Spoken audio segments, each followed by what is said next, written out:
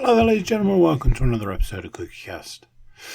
Today on CookieCast is the football podcast, or at least it looks like the football podcast. There's just like something missing, or maybe someone missing. Yes, when 4 become 3, you've got to pick up the reins, you've got to take that slack, and you've got to charge on with a football podcast as if nothing was wrong, nothing was going on, nothing was happening. Before we start, please do consider like, share, subscribe and comment. Leave reviews where you can leave a review. And share the podcast around is the big one. Share the podcast around. Right, let's get started. Here we go. This is CookieCast, the football podcast.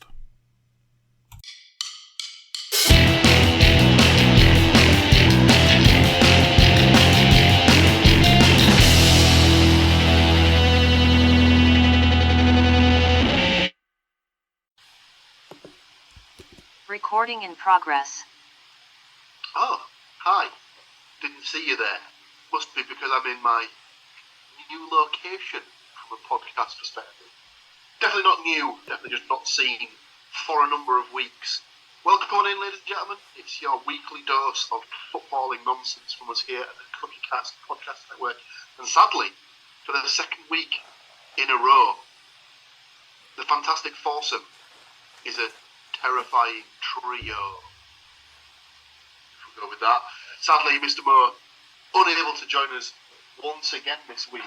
And even more worrying from a Mr. Moore perspective, no predictions from him from last week. And at time of recording, no predictions for the upcoming week. So, what that means is that for Mr. Cook, his unofficial stat? No! Is over?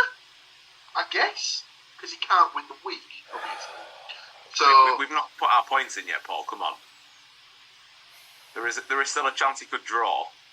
Let me just pull the curtain back slightly. I may or may not have already gone through the week's results and totted up the scores in the book. So I can pretty much guarantee you now that he hasn't won. In as much as he got 0. But speaking of Mr. Moore, we'll start with his team first from last week in what can only be described as a very controversial Nottingham Forest 0, Liverpool 1. Obviously I said we'll open up with his team. Given my faux pas slip of the tongue from last week, I didn't mention which way this was his team. Of course I was referring to the home side, the Trent Enders, as it was. I haven't actually seen the highlights from this game, but this one sounded like it will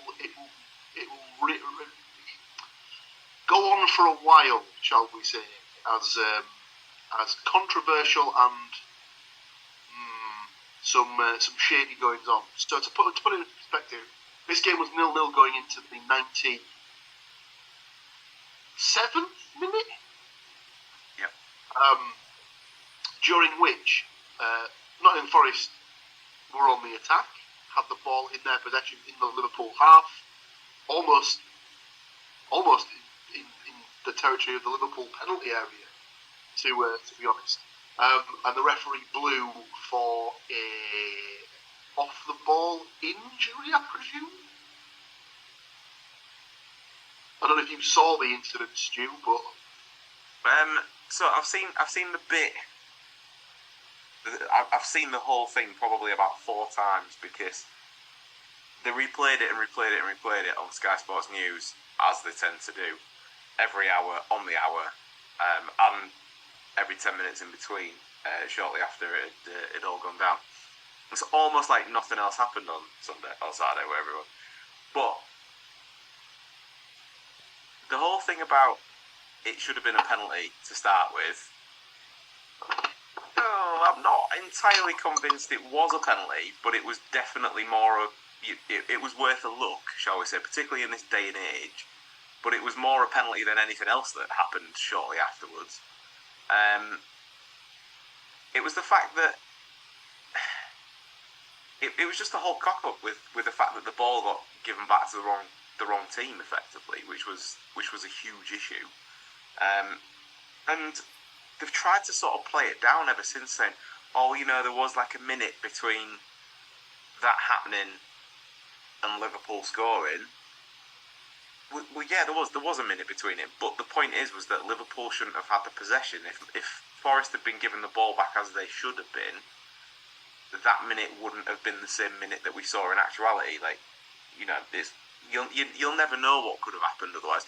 Yeah, Liverpool could have nicked the ball and still ran off and scored, but simultaneously, Forest were a lot nearer to their attacking end. So who's to say that Forest wouldn't have scored? It's the whole thing when the guy in charge of the rules and laws of the game in that particular setup doesn't really know what he's doing, combined with the fact that he's got the earpiece in to correct him if needs be. This whole thing about they shouldn't be taking advice, it's only if it's stopped and whatever. Fuck that. If you've done a bad job and you have the opportunity to put it right there and then, why would you not take it? It's just absolute insanity. It seems to be the hide behind the red tape of it as much as the bad decisions for me. And I can understand why Forest were so aggrieved. I'm sure Mr. Moore will have plenty more to say, but did you see the whole thing about Marinakis at the end as well? I haven't. Again, I've not seen it. The Nottingham Forest owner was pitch side by the time that all of this had unravelled, and there was all sorts of reports coming out saying that he'd had to be held back because he was so angry. But if you watched it, I imagine it was a little bit like the Go Compare man rocking up at the kebab shop to find out they were actually sponsored by Compare the Market instead. Because he walked up to the edge of the pitch, looked pretty disgruntled, and then walked back to where he was sitting. He just didn't pay any more attention. There was no more anger to it really than that. But yeah, he's just a big angry man. He's going to come and fight the referee because he's got this sort of bit of a reputation. Nah. The referee made a mistake, and they should have put it right at the time. But then my anger for Forest and kind of sympathy with them is that it should, like I say, plenty of opportunity to put it right there and then. My issue with it going forward after that point was that for about half an hour it was the worst thing that had happened that day in the entire history of the world. And then after that half an hour boiled down, it then became this, there was a minute between the goal. Like I said, there was a minute between the goal, and they tried to play it down again, and it's well, you can't have it both ways. Yeah, I know what you mean. I think it's one of those ones, isn't it, where you get the one side that says, it's terrible, it should never have happened. We need to this is the whole point of VAR was supposed to be in, so this sort of thing wouldn't happen. And then you've got the people who sort of feel like they have to sort of have the other side of the argument, oh yeah, well technically this happened, and then this happened. Yeah, it gets convoluted and it starts to become a bit of a slanging match and stuff like that. From a predictions perspective, obviously Matt didn't get any predictions for this, so he gets no points. Sadly, joining him in no points is Mr. Andrew Cook, who would put down a 2-1 Forest win, a 1-year Hudson-Odoi and Salah with the goals.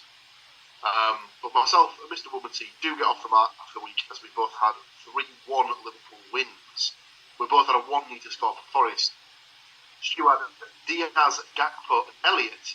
I had Diaz, Salah and Nunez to score for Liverpool. So I bagged myself a bonus point for the goal scorer.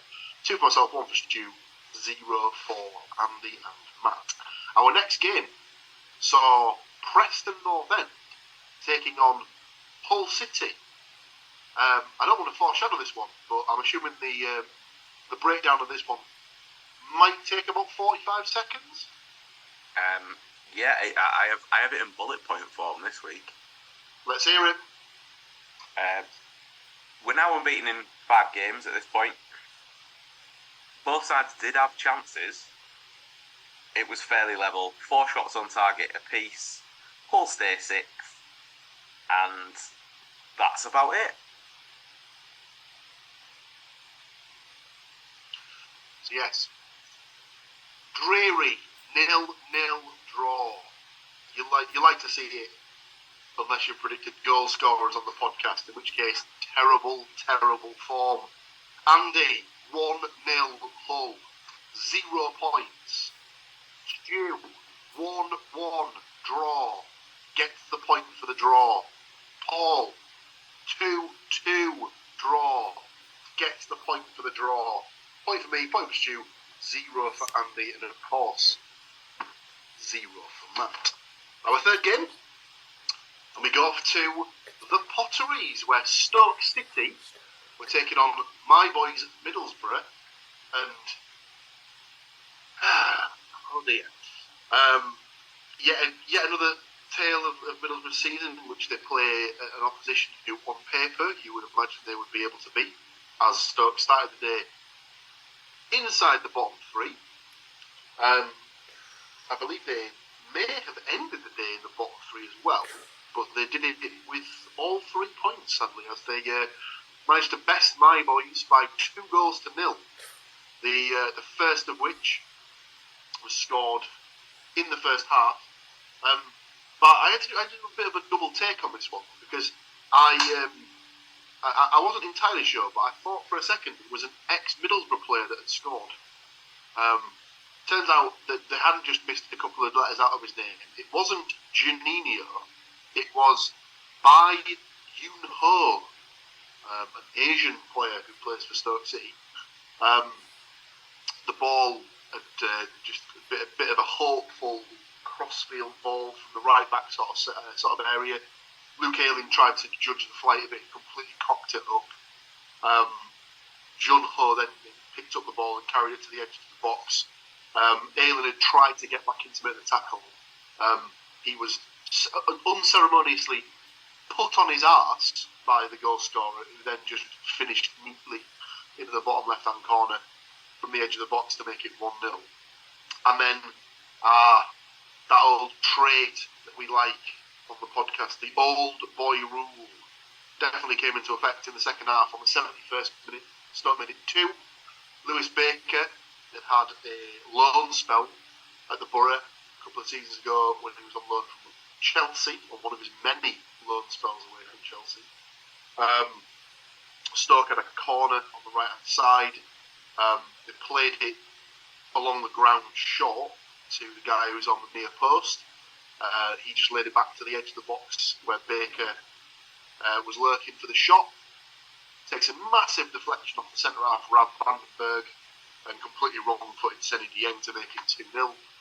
One of those goals where you just know if Borough had played the same passage of play, that ball would have hit the defender and gone wide. Another one, not quite as much of a deflection as the Matty Cash Aston Villa goal in the FA Cup, which settled the game right at the death. But definitely one of those ones where, when it's not going for you, you kind of know that those ones are going to wait for someone and go in rather than go wide. Borough just all out of sorts. They didn't think they were in danger of going down, but didn't think they were in danger of challenging for the playoffs at this point. But this result actually left them 6 points clear of the relegation zone. So, I mean, there's a lot of teams in there, in between them, but two bad results and they could be right in the thick of it. Predictions-wise, Andy had gone for a 1-0 Borough win. Sadly, no points there. Stuart gone for a 0-0 draw. Bet he wishes he'd put that on his own team. And I'd gone for a 1-1 draw. So no points there for anyone, apart from the fact that I did have Baker to score for Stoke as my kicker. So I get a bonus point for the goal scorer there. Our fourth game of the week took us to Manchester, where Andy's team, Man City, took on Andy's team, Manchester United. Obviously, if you know, you know. And strangely enough, Andy's team, whichever way you want to look at it, started this game the better, as Marcus Rashford rifled in an absolutely unstoppable effort in the first half. I'm just double checking the time. I think it was within the first 10 minutes from what I can remember. It certainly was 8 minutes in. One of those ones that looks better the more times you play it back. Firing off the underside of the bar, keeper absolutely no chance. To give Man United a shot 1-0 lead. They probably should have made it 2 as well, as a little bit later on in the first half, Marcus Rashford was playing through again and had managed to get the wrong side of Kyle Walker, but messed up his header to kind of take the ball completely.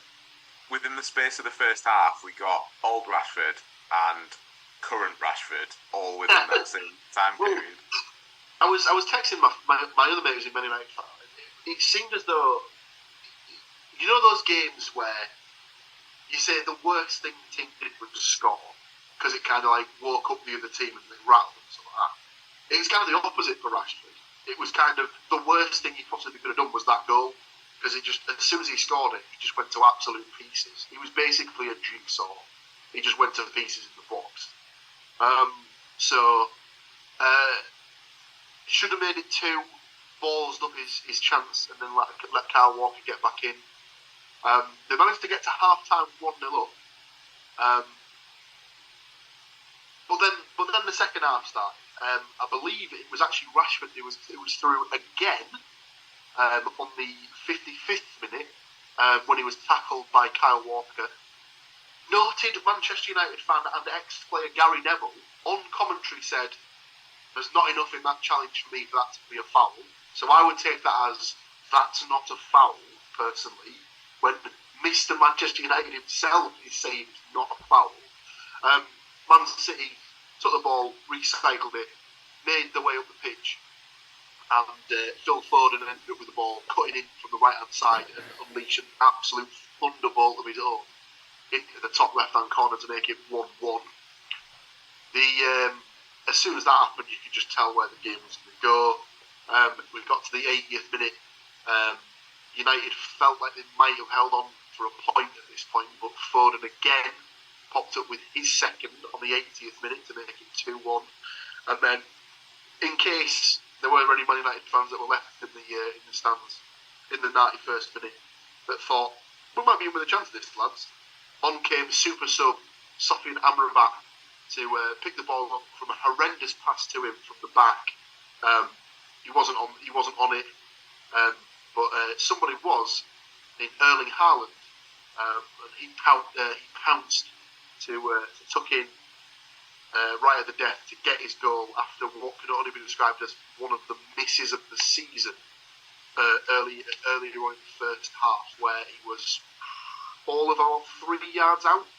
Had a very, very easy header to make it 1-1 and decided to go with his feet and blazed it over the bar from about 2 yards out, which is very impressive for a man who's probably the best finisher in the Premier League. So bit of an about face. First time, I believe, since 2015 or possibly 2016 that Manchester United have held the lead at half time and gone on to lose the game. So it doesn't happen that often. Manchester City 3-1 winners. Another week where Mr. Cook remains blue in his Manchester heart. I'm sure he didn't want that at all. He also didn't want the 1-1 result that he had predicted. He did, however, predict Haaland and Rashford to score, so bagged himself 2 points. Stuart gone for a 2-0 City win. Goals for Bernardo Silva and Haaland, so bagged himself 2 points there. I had 3-1 Manchester City, so I get 2 points for the score. I also had Haaland to score 2 and Foden to score. If only I'd swapped those two around, I would be sitting on a lot more points right now. Sadly, I didn't have Rashford, I had Garnacho as my Man United goal scorer. So just the 4 points for me from that game. 3 games to finish off. We're back on Humberside, where Hull City were taking on Birmingham City.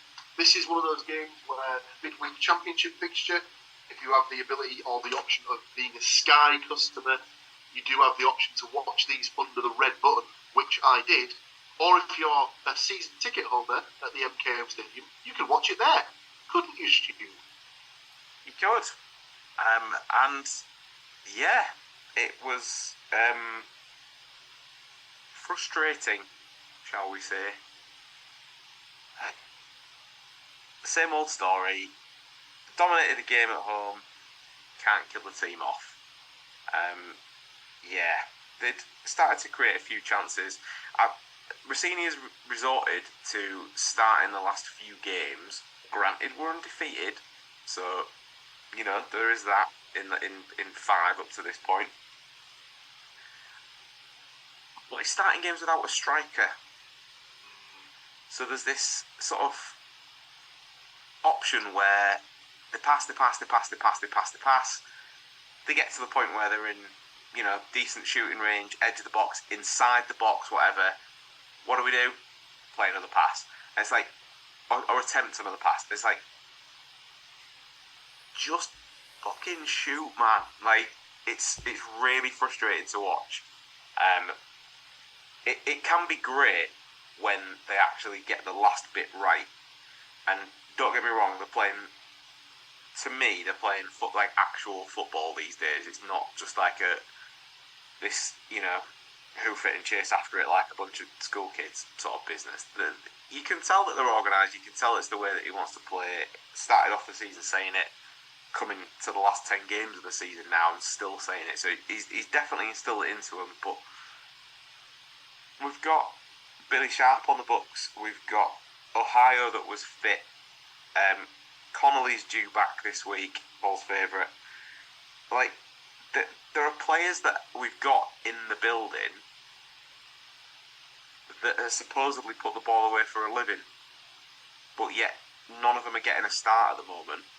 And I understand that we've got, Carvalho and Zarori and Tyler Morton and Tufan and all the other midfielders that we've got, but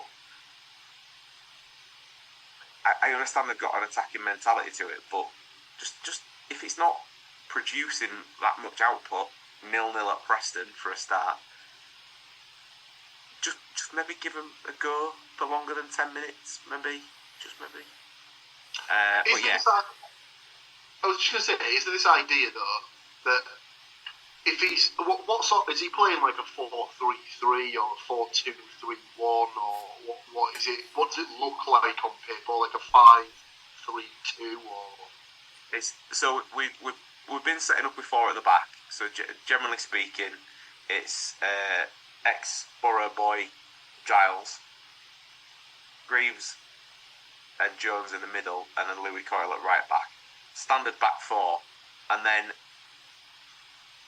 when Seri played, Seri kind of does his usual sort of going between midfield and defence, almost as like a defensive, just a straight up defensive midfielder. So it's like 4-1, 4-1, and then a 5. So just sit, and nobody really ventures that much further forward. Yeah, my question was basically like, is the idea that he's got like a fluid front, well, as it turns out, 5, I suppose, where they don't necessarily not have a position. Obviously, they're told like where they need to sort of like put themselves on the pitch, but it's kind of fluid in that, like, if Carvalho drifts out to the right, Tufan will take the position up top, or Philogene might drop in a little bit and Zarori will go out to the left or something like that. Anyone who's playing in the sort of the front 4 or 5 positions generally knows where they need to keep themselves like high of the centre circle. Tufan and Carvalho definitely play a little bit further forward, or more forward than the others for sure. But the only sort of fluidity about it really is that occasionally, when they're both on the pitch, because interestingly Zarori didn't start on in the Birmingham game, him and Philogene swapped from left to right and vice versa. Like, I'm starting to feel like, and it's still only early doors, so maybe this is a bit too heavy-handed to begin with, but I don't feel like those two, even though they play on opposite flanks, play particularly well together, because I think that they both have the same favourite side. So when they're on their less favoured side, that particular player just goes to shit until they swap back for 10 minutes, and they have a really solid 10 minutes again, and then it's time to swap again, and it's like, I'm not sure about that. I guess that's a kind of a work in progress, but regardless of my issues with the team and the way that it's set up currently, again, must know what he's doing, because they are undefeated to this point in the last sort of 5 games, but it started to look a little better on 25 minutes when Tufan scored, possibly with his arm, possibly would have been a Jacob Greaves goal anyway had he not sort of got a touch on it. Ball came in from the left hand side from a corner, flicked on by Greaves, and then it just sort of glanced past the arm of Tufan seemingly and went into the net. Now, this was at the complete opposite end of the stadium to where I was sat, but it was very helpful that the stadium team decided to replay this thing on the huge scoreboards video screen, so everybody, including the Birmingham fans, could see what had happened.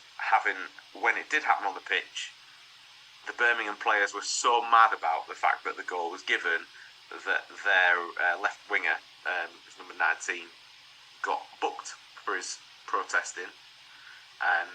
Turns out, might have had a point, maybe, but still. I think Sky billed it as controversial, but wouldn't really elaborate much further than that at the time. So it was 1-0 to Tufan. I will take a little bit. I will take a little bit of luck when we get it, because it doesn't often happen our way. Not really much happening from a Birmingham perspective until their sort of standing manager, seeing as Tony Mowbray's still poorly at the moment, decided to make what was the first time I've seen in person 4 substitutes at the same time, effectively swapping out like a third of the team. It seemed to work. They started to do a little better, and the 5th substitute though was the killer, because they brought on Jukovic, who always scores against Hull, and just to make an extra bit of salt in that wound, it was an exact carbon copy of the goal that he scored against us at the same ground in the FA Cup earlier this season. So lessons clearly not being learnt there by the Hull City backline. Ball swung in, bullet header from the middle of the box, and again at the opposite end of the ground. So I didn't even really get to see a goal up close this particular week. So final score: Hull 1, Birmingham 1. Just about clinging on to 6th spot, but that relied on the next game on the podcast, which I'm sure we'll get to momentarily. Yes, not to jump ahead slightly, but we will come to that next. So, predictions-wise, myself and Mr. Cook had both gone 1-0 Hull win. Philogene and Sharp to score, so sadly no points. I had also gone for a win, but I got 2-0. I had Omer and Tufan. So I managed to jammy myself a little point there. Uncharacteristic from Hull, but we'll come to it when we come to the predictions for next week. So as we said, the next game to discuss is Middlesbrough versus Norwich City. But before we get into Middlesbrough versus Norwich, we're actually going to step away momentarily just to recharge my bottle of iced tea, lemon flavour. Oh, you won't need to go anywhere though, as it'll put straight back up your feet. But we're going to take a couple of moments, so be right back. Recording in progress. And just like that, we're back at it, and we're coming back to you with Middlesbrough versus Norwich City. As Stuart said, Hull's position in the top 6 was very much dependent on Middlesbrough not letting Norwich win. And they didn't start very well, as within 20 minutes, let's just double check the time, 17 minutes in, a hopeful punt off the pitch from Norwich found its way to Ashley Barnes' not unmarked, but certainly not under much pressure in the Middlesbrough box. He controlled the ball and proceeded to fall over. What a clumsy bastard. What a silly... Oh, he's managed to somehow correct his feet and push the ball past the goalkeeper. How has that happened then? Yes, that's correct, ladies and gentlemen. Middlesbrough conceded a goal where a player had enough time to fall over, correct his posture, and play the ball on the ground past the goalkeeper. Big thumbs up. Middlesbrough. Lots and lots of swears in this house at that exact moment in time. Just absolutely ridiculous. Middlesbrough just could not get to grips without Norwich playing. Norwich were by far the better team. Just passing and moving, like pulling the Borough players out of position, working little triangles around them. Very, very comfortable. All that changed, however, on the 30th minute when Norwich were trying to play the ball through. And the ball broke to in between Borja Sainz and Johnny Howson. Johnny Howson slid in with what looked at the time to be potentially a bit of a dangerous challenge from Howson. It looked as if he'd left his foot a little bit on the Norwich player from the stills that were taken of the challenge. Obviously, you can't tell everything you need to tell from still footage, and that doesn't tell the whole story. About that. But in the aftermath of said challenge, Mr. Sainz decided, under the very careful and watchful eye of the referee, that it would be a great idea to kick Johnny Howson in the thigh as the referee was watching. To which obviously Johnny Howson, being the seasoned professional that he is, made sure that the referee saw that he'd been kicked in the thigh by obviously pulling up his shorts and being like, my leg! I'm from Leeds, don't you know? I'm Morley. From Morley. Look at my leg! Look what he's done! And obviously the ref sees that and is like, you're absolutely right, Johnny. Let's have no more of that. Red card, off you ass. So Norwich down to 10 men after 30 minutes. And for once, Middlesbrough capitalised on a situation that was provided to them. Oh my good lord, heavens above, there is a God. 37 minutes in, Marcus Fours with the equaliser, a lovely little 1-2 by Lucas Engel and Lewis O'Brien down the left-hand side, played Engel into the box, carried the ball, squared it in. It was blocked by the Norwich players, but just rolled into the path of Marcus Fours, who smashed home from about 6 yards out. I'm pretty sure that on the commentary they said that's his first goal in a game that he started this season. I'm almost certain that can't be the case, because at one point he was pretty much the starting striker for the team. So I'll double check it and come back to you next week. But if it is, then start him more, please, Michael. Is all I'll say. 1-1 suddenly became 2-1 before half-time in the 43rd minute when Emmanuel Latte-Lath, who came back from his latest injury against Stoke at the weekend. The ball was played into the box from the left-hand side by MacLeod, just clipped a little ball into the box. The Norwich defenders completely missed it. Fell to Latte-Lath around about the penalty spot. He managed to control it, get out of his feet, and just slide to the left of the keeper from, again, about 6 to 8 yards out.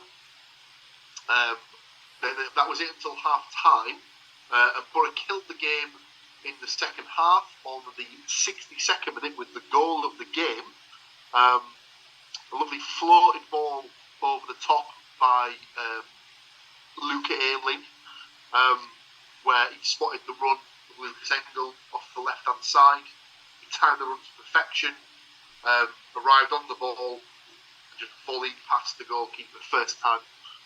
Gave the keeper no chance. A lovely little first-time volleyed finish to make it 3-1 to the Borough, and have people happy in both Teesside and Humberside, shall we say.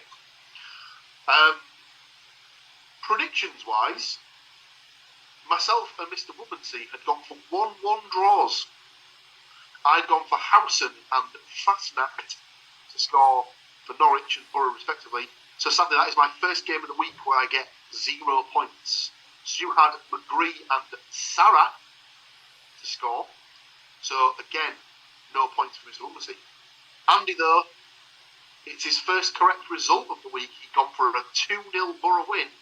Goals for Silvera and Fours, getting him a bonus point. So 2 points for Mr. Cook there. Our final game of the week was our first European-flavoured game of the season.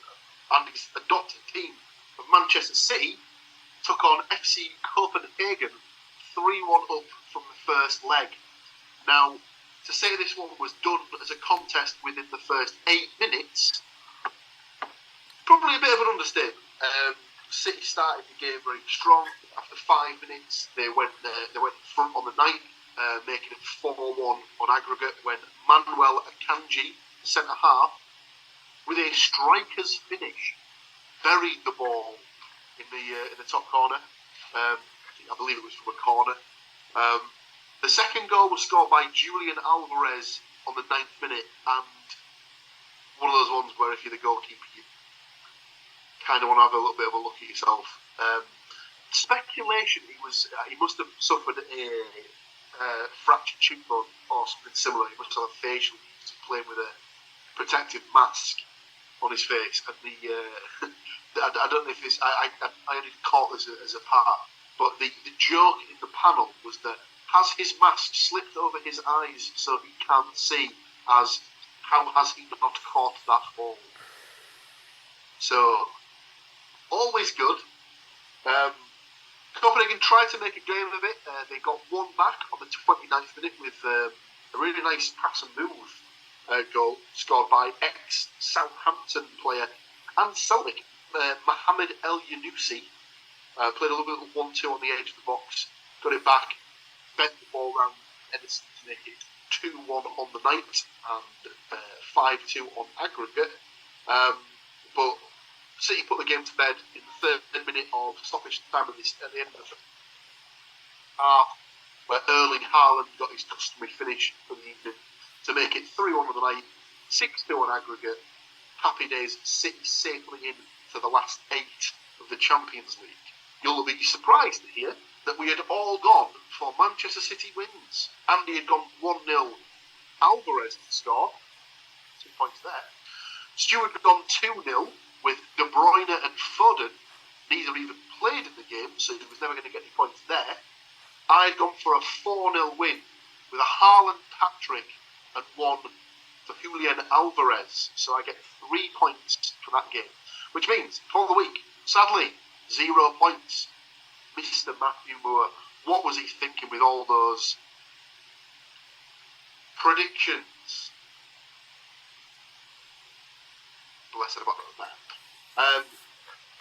With 5 points from 7 games, it is Stuart Woodmansey. Welcome to you, sir. He left it late, but he did get points in the 4th game of the week, and then managed to get another couple of points in some of the other games. But with 6 points from 7 games, well done to Mr. Andrew Cook. But taking the win this week, a whopping 12 points from 7 games, it is Mr. Paul Williams. Big pat on the back for Big Paulie there. Well done, son.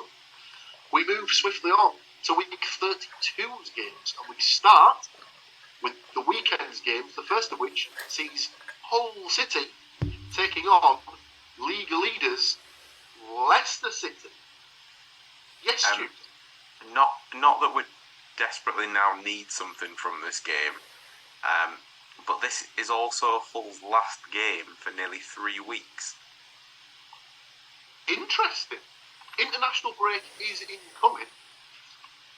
But also, we were scheduled to play Coventry, and because they got through in the FA Cup, I think that's scuppered a game as well.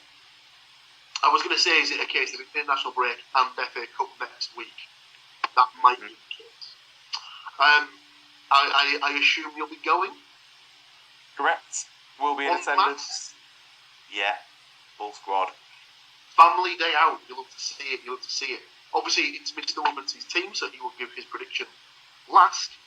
As we said at the start of the podcast, sadly no predictions as of yet from Mr. Moore. If he does send them to me before the kick-off of the games on Saturday, I will add them to the book and he will get the points accordingly. I'm going to change it up this week. Even though my result is written in the book, I'm going to come to Mr. Cook first. His offering for Hull City versus Leicester City. Put a lot of time and effort into my predictions from this week. I feel that it offers up two opportunities. One, Paul Williams is going to be like, Two, there's going to be a lot of... He doesn't play for that team anymore and hasn't done for 9 years. Obviously, the position of Leicester, Hull, I mean, let's face it, they are on a roll. As Stu said, could do to get a little bit of something for a little break. So I've just gone with a simple 1-0 Hull win with Phil OG getting a goal. 1-0 with the unusually off the pace on Tuesday night. Jaden Philogene, I felt very wasteful with some chances that he had in the box, snatching at a couple of his opportunities, pulling their methods wide. Another undefeated in Six now after the. Yeah. I don't think it's going to be 7, unfortunately. Leicester have had their wobble, but they did get a win midweek to get back on track. And I think they probably will just have too much. Although I did say this about the Leicester Borough game, and Borough ended up winning. So let's hope it's the kiss of death once again for Leicester City. I have gone 2-0 to Leicester, and I've gone for Mavadidi and Akgun. I'm assuming, I may have, if I have assumed this incorrectly or erroneously, I have presumed that he may be Turkish. So therefore I'm just thinking he'll feel right at home at the MKM Stadium, so he'll probably help himself to a goal. See, where you've gone wrong there, Paul, is what you mean is we'll be signing him in September. As the If it turns out he's only on loan at Leicester, obviously Mr. Chally, I think that's his name, obviously reinsert correct chairman's name there. I imagine he will be on the phone immediately. Do you quite like England? Do you want to come to the Humberside Riviera? How do you see it going with you boys? So just to sort of continue that little bit that you said there, Paul, that's effectively how we ended up signing Omer, on the basis of he played against us in a friendly whilst they were playing on, I think it was when they went to Turkey last year, and liked what they saw, and then ended up signing him in January. And do you know what? He's quite good. He's probably the best of the Turkish contingent that have arrived. Obviously, he's got a chance to develop yet, but I'd say he's better than Tufan for me so far from what we've seen. So yeah, but no. Back to the matter at hand. I agree with you, Paul. I can't see that our unbeaten run is going to continue. We did beat them 1-0 at their place earlier this season. But unfortunately, I have them down to return that favour.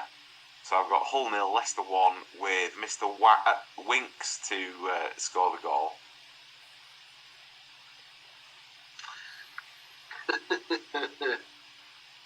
Ooh, he caught himself, people. That's what she said.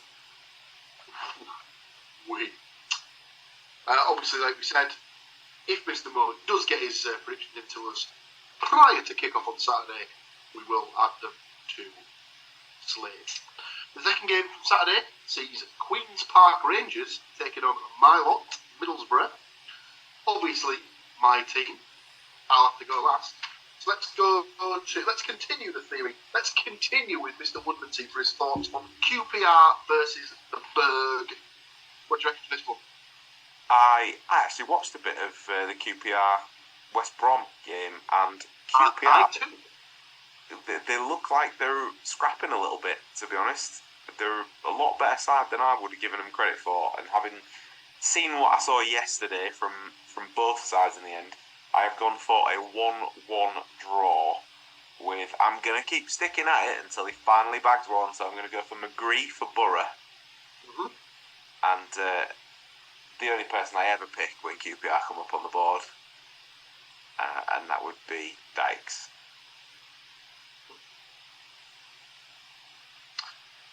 Yes, I saw a clip on socials, I believe it was on Insta, of what appeared to be an absolutely fantastic save from the West Brom goalkeeper. It was only on the second showing of said clip that it was a wonderful save from the centre half, who absolutely got away with a handball on the line to stop QPR from getting a third goal. I don't know what score it was at the time, but oh my God, if there was VAR in the Championship, it would have been a goner. Let's just put it that way. Andy, what have you got down for QPR Borough?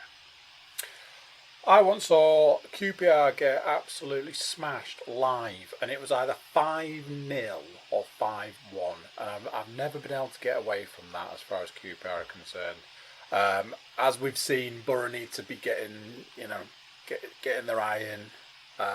So I've gone with a 2-0 Borough win. No surprises really. I've gone with Fours again, but seeing as he's back and getting goals, Latte Laugh. It's been a little while since I've been able to say that, so fire that one off. As I said to these good lads yesterday, caffeine back on the menu at the Borough. You love to see it. I agree with Stu. I have saw a little bit of spunk in Queen's Park Rangers in their game against West Brom. To say that West Brom are challenging in the top six and seem to be a pretty permanent picture in the playoff race. Arguably at times QPR look like the better side, as I said. So yeah, I've gone for a 2-2 draw on this one. With a Field and Willock to score for QPR, Fours and Greenwood for the Borough. Personally, on the back of the West Brom's thing, I don't see that, particularly us or West Brom are going. There's always that one team that hits form right at the playoffs. That's not us at the moment. If we're drawing games and in West Brom either, the disappointing thing is, we're unbeaten in 6, but if the last 3 games they could have notched a winner in those last 3 games, we'd now be 8 points clear of 7th. And it's only 2, and it's just gutting. So this is always my argument. If you say when you have unbeaten runs, take the 6 in account for this particular sort of example. So obviously Hull have 1-3 drawn 3. So you'd much rather have lost 1 and won the other 2. In that sort of regard. I think there was something where I think it was Borough had gone on an unbeaten run of 10 games, but in that run there was 9 draws and there was about 6 0-0s or something like that. And it was they're on this really good unbeaten run. I was no. For starters, when they can't fucking score, that's not a good run, is it? Was it Preston last season? Was it Preston last season or the season before where I think it was the start of last season. They got tanked, didn't they, I think, in the first game, and then after that it was they went on this huge unbeaten run. Yeah, but I think in that huge unbeaten run they maybe won 2 games. Well, that was you, wasn't it? You beat them. Yeah, 3-1 I think, away on the first day of the season. Was there not a first game this season when you beat them 4-0? Yeah. But yeah, that case in point, the fact that they obviously there wasn't I think there was a 6-game span at home where they had 0-0s on back-to-back games, and the fans were just seriously, we're having to pay for this shit. And it was, Anyway, we'll move on, otherwise I'm going to start, tearing my own team to fucking ribbons. Our next game moves to Sunday, where we see Mr. Moore's team of Nottingham Forest travel down to Brighton, who are coming off the back of quite the pasting at the hands of the Jose Mourinho-less Roma in the Europa League. They have been beaten 4-0. That is going to be some deficit to overturn. So Brighton versus Forest on Sunday. I went 2-2 in the Borough game. I've gone 2-2 in this one as well. I've gone for Enciso and Welbeck to score for Brighton, for Wanyi and Dominguez for Forest. The look on Mr. Cook's face makes me think we should go there right now, because I've obviously said a name that he was questioning in his own head, and the fact that I've said it. I've said both of the names. Go on, Mr. Cook. Talk us through your thinking. So I was like, very similar. I was like, Forest could just, do with notching a goal, but Brighton might get a goal as well. So I've gone with a 1-1 draw. I'm at this point in time, I'm probably never going to pick a Forest game where I don't pick a Wanyi to score. But I also went with Welbeck. And I was like, yeah, I think that's, inspired choice. Which was then firmly confirmed by the guru. That's why I'm here. That's why I'm here, big man. I got your back. Go on, Stu, what have you got for Brighton versus Forest? I've also got a 1-1 draw. Draws across the board. Although I went for Ferguson and Elanga.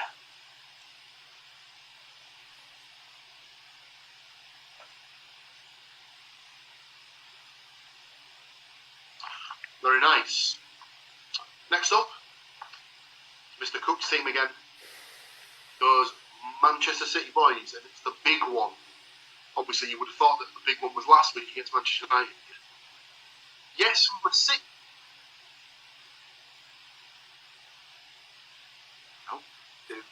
Not so much from a title perspective, and much bigger when it comes to the actual title shake-up.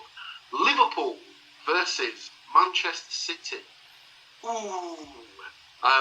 It will be a popular one on what is, in the UK at least, Mothering Sunday. Dare I suggest there will be some mothers that might be cursing the advocation of television for those 2 to 3 hours. This coming Sunday, obviously it's Mr. Cook's team. He will give us his prediction last. I've gone for a 2-1 Manchester City win of Salah to score for Liverpool. And then a goal apiece for Foden and Bernardo Silva for Manchester City. What have you got for this one, Stu? I have also got a Manchester City win. I'm really hoping actually that they do, because it'll just bring Liverpool down a little peg, just tighten everything back up just that little bit as well. But I've got Haaland to score the goal. Big man for the big occasion, I think. Just a 1-0? Just a 1-0. Or 0-1? Yeah. Well, Liverpool have spaffed all their goals allowance for the week in where were they playing today in Europe? Prague, Slavia Prague. They were playing today. Yeah, they're not allowed anymore now this week. That's the rules, because that's what I said. So we don't make the rules, kids. We simply enforce them harshly against Liverpool. Andy, what do you see for your boys?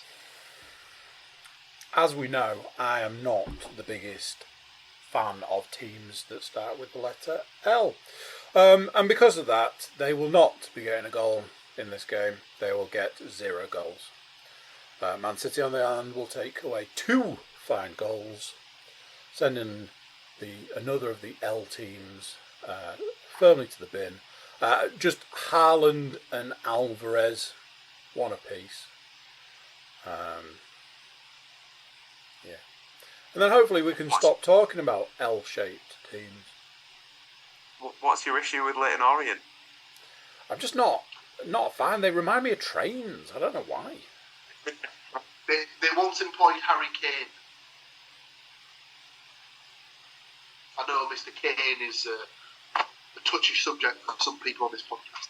So, 1 game left, and it is the rearranged fixture that should have taken place on FA Cup 4th round weekend, which sees Birmingham City take on Middlesbrough. Now, as Stu said when he was covering the whole Birmingham game earlier on, this should really be a reunion of an ex-Middlesbrough boss going up against the Borough for this time. But unfortunately, as was said earlier, Tony Mowbray's had to take a leave of absence from his role as Birmingham City manager to recover from an illness or some surgery, I believe, that he's having.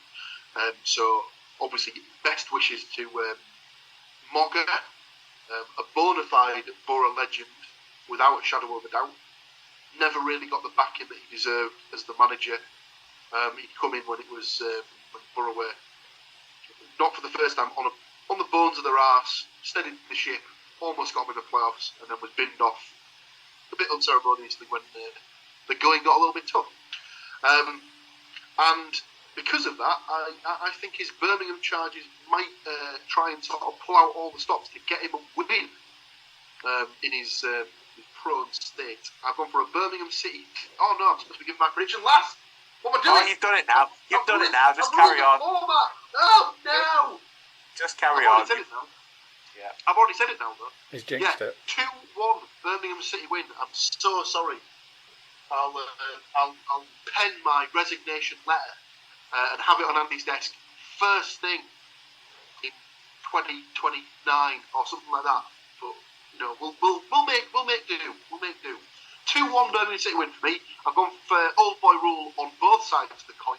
I've gone for Jukovic to score for Birmingham. I've also gone for Stansfield. That's not the old boy rule. But I've got McGree to score for Borough, as he did have a spell on loan at Birmingham a couple of seasons ago. Stu, what have you got down for Birmingham versus the Borough? Having been the side that Hull have played the most now this season, twice in the FA Cup and twice in the league,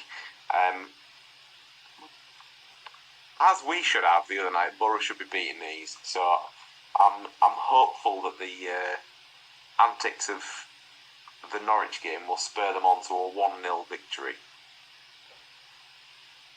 I've gone for Greenwood for the goal on that front. Andy, absolutely not happy with that. He's just go on, Mr. Cook, finish us off. I just feel like I worked especially hard this week. I wanted to be like, you know, the guy in the know. I've got Borough winning 2-0. No surprises to see Falls' name there. I feel after an earlier stat this evening that me predicting Falls week in, week out was probably not the most inspired choice. Apparently Stu was there when I was writing Greenwood down and was like, this guy knows. So I was like looking through the window behind you, Andy. I was like, nobody's expecting me to go midfield. You're absolutely right there. That brings us to the end of the predictions. I believe, Mr. Woodmansey, you may have some odds for us for the week. Do. I can also, whilst the odds are currently loading, give you the bad statistic in the respect of I didn't get selected to go on the holiday to Turkey with the football team. Boo! I did, however, get your Tom Bowler machine shook up, lad. I did, however, get a lovely email saying, we're really sorry, and it was actually done very professionally. So, the odds. So, the odds on all of our teams to absolutely shit the bed this weekend, unfortunately, are the lowest. So, the odds on Leicester, QPR and Brighton all to win comes in at 7.5 to 1. Oh God. Yep. The odds on all three teams to win, so for Hull, Borough and Forest to win, come in at 40 to 1. Now, I assume this week that's probably because of Hull Leicester. QPR. Well, there are two away fixtures there, I suppose, but also QPR Middlesbrough is probably a bit of a toss-up in some respects. So, like maybe a draw might be the one. But anyway, if all three teams pull a point, that will net you 45 to 1. So it's not draws and wins aren't too dissimilar in the betting world this week. So who indeed knows? Clearly, I have used my odds boost, as it were, to boost the draw result. So if they all do draw, that will actually net me 50 to 1. So we will keep you posted should a winner drop in. But those are the odds for this week. Very, very nice. We will hit one week where all of our teams win. But we had one a couple of Saturdays ago. In fact, it was the Leicester Middlesbrough game. When no one in their right mind was backing a Middlesbrough win. So that'll be why we never won one.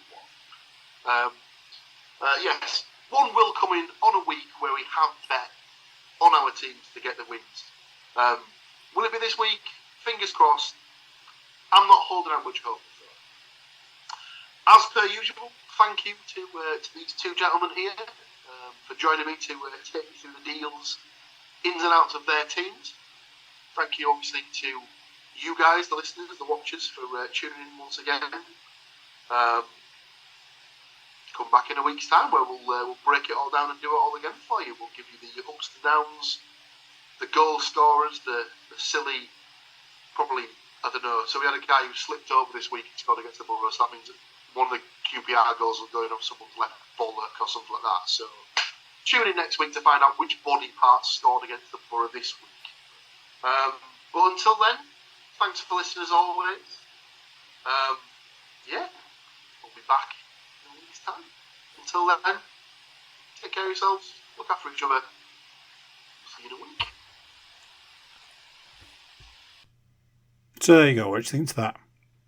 I think we can still do it without Matt. Some might say we don't need Matt anymore. We don't need him. We can do it without him. We're not missing him.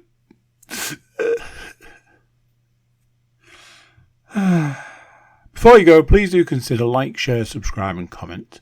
Leave a review where you can leave a review. And check out the website, thecookiecast.com. There we've got social media links and an email button, and that way you can get in touch with us. That is it for this one. Until next time, I'm going to say bye, and I'll see you then. Thank you for listening to these grumpy old men talk about football. If you've enjoyed this episode, please like, share and subscribe.